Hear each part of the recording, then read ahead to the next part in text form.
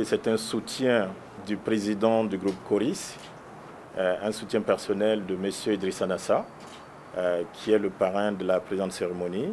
M. Nassa a été approché par le ministère du Commerce, de l'Industrie et de l'Artisanat pour parrainer l'initiative pour le renforcement des capacités productives des PME-PMU œuvrant dans le domaine pharmaceutique et biomédical.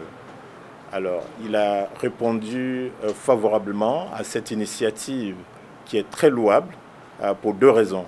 La première raison, c'est que l'initiative entre dans le cadre de la stratégie d'industrialisation de notre pays, qui est la vision également de notre groupe, du groupe Coris aujourd'hui, qui accompagne notre tissu économique depuis sa création il y a plus de 10 ans.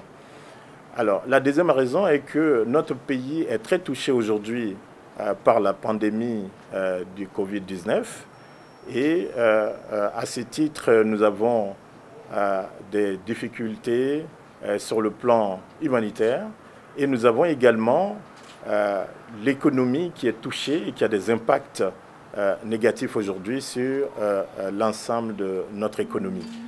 Alors, pour ces raisons, M. Nassa a estimé qu'il était important de soutenir les entreprises nationales qui veulent effectivement contribuer à la production de gel hydroalcoolique, mais surtout de la chloroquine et du paracétamol, qui vont permettre aujourd'hui de soigner tous ceux qui seront infectés par le Covid-19.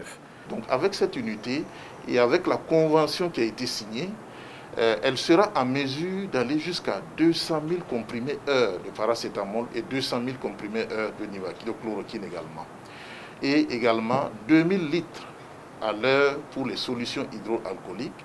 Donc pour éviter justement qu'en situation de crise, il y ait de la pénurie au niveau national, ce qui renchérit les coûts de ces produits de première nécessité qui sont vraiment valables. Donc c'est ça vraiment l'objectif. Et comme le représentant de M. le ministre du Commerce l'a dit ce matin, donc M. Traoré, il a dit quelque chose qui est très intéressant. Il ne faut pas que cette initiative soit un feu de paille. C'est-à-dire qu'il faut que ça reste durable. Donc même après cette crise que nous espérons que bientôt ça sera un mauvais souvenir pour nous, il faut que ces potentialités nationales en matière de production de médicaments soient toujours soutenues pour contribuer à résorber les besoins en médicaments de nos populations. L'initiative IRCP Pharma, d'un coût estimatif de 5 milliards de francs CFA, vise donc à renforcer la production des structures nationales spécialisées dans la fabrication des produits pharmaceutiques de base à travers des subventions d'exploitation et d'équipement. À court terme, pour un besoin de financement de 750 millions de francs CFA, elle vise, dans le cadre de la lutte contre le Covid-19, à renforcer les capacités de production des entreprises nationales spécialisées dans la production de désinfectants sanitaires et de matériel de protection hygiénique, masques, gants, combinaisons vestimentaires, respirateurs, etc.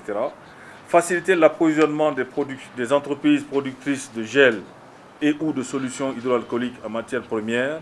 À moyen terme, cette initiative, avec un financement additionnel de 4 milliards 250 millions de francs CFA, vise à faciliter l'installation d'unités locales de production de produits pharmaceutiques et biomédicaux et à réduire la dépendance du pays vis-à-vis de l'extérieur en matière d'approvisionnement. Mon département entend, avec le dispositif de soutien aux initiatives endogènes de production de produits pharmaceutiques de base, permettre l'émergence de PME-PMI burkinabés de production de produits pharmaceutiques et d'équipements biomédicaux.